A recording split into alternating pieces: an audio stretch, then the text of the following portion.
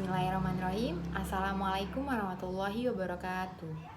Perkenalkan, nama saya Wardatul Hafziah dari Prodi Pendidikan Agama Islam, Fakultas Agama Islam, Universitas Islam Syekh Yusuf.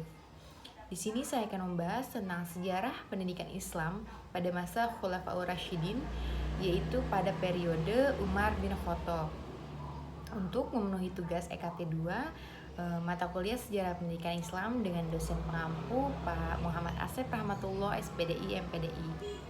Baik, langsung saja pada masa Khulafaur Rasyidin. Setelah wafatnya Nabi Muhammad SAW, kaum Ansor menghendaki agar orang yang menjadi pengganti khalifah setelah Nabi adalah dari kalangan mereka. Kemudian Ali bin Abi Thalib menginginkan bahwa beliaulah yang menjadi khalifah karena ia menantu sekaligus kerabat terdekat Nabi.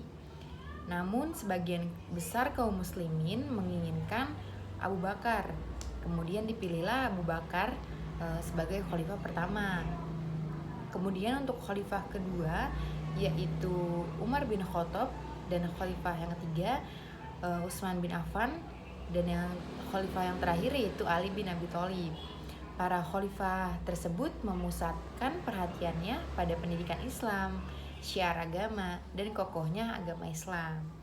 Nah, di sini kita akan bahas pada masa kekhalifahan Umar bin Khattab. Siapa sih Umar bin Khattab itu? Dan bagaimana sih pendidikan di dalam masa Umar bin Khattab tersebut? Umar bin Khattab adalah khalifah kedua dalam Islam.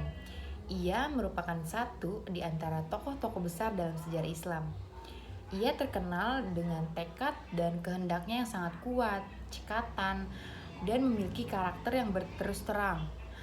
Bisa dibilang beliau juga orang yang pengaruhnya terbesar setelah Nabi di dalam masa pemerintahan Islam. Berdasarkan hal itulah Abu Bakar menunjuk Umar sebagai penggantinya. Dan tujuan Abu Bakar menunjuk penggantinya agar supaya tidak ada perselisihan dan perpecahan di kalangan umat muslim.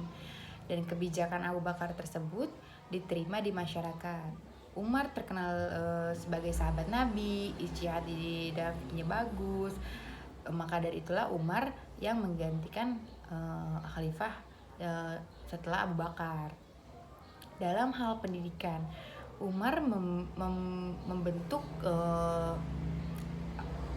sekolah dan menggaji guru-guru, imam, muazin dari dana Baitul Mal.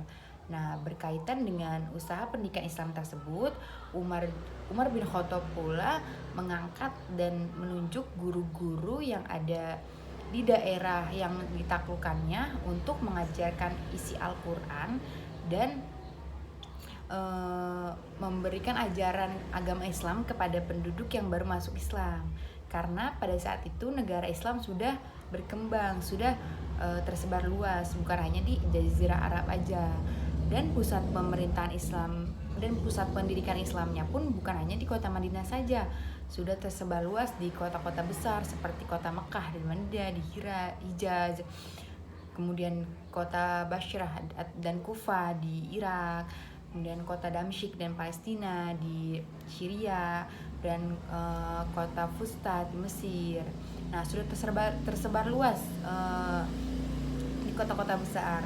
Adapun metode yang digunakan dalam masa Khalifah Umar bin Khattab itu sendiri yaitu guru duduk di halaman masjid, kemudian murid melingkarinya. Nah, untuk pendidik itu sendiri di dalam masa Khalifah Umar bin Khattab itu sendiri yaitu ada Umar bin Khattab dan sahabat-sahabat besar yang lebih dekat kepada Rasulullah SAW dan memiliki pengaruh yang sangat besar. Nah, dari pembahasan yang tadi kita bahas pada masa Umar bin Khattab, dapat kita simpulkan bahwa sejarah pendidikan Islam pada masa Umar bin Khattab itu lebih luas dan lebih maju, karena pada saat itu negara sedang stabil dan aman-aman saja. Nah, mungkin cukup sekian pembahasan dari saya tentang sejarah pendidikan Islam pada masa Khalifah Umar bin Khattab. Kurang lebihnya mohon maaf. Wassalamualaikum warahmatullahi wabarakatuh.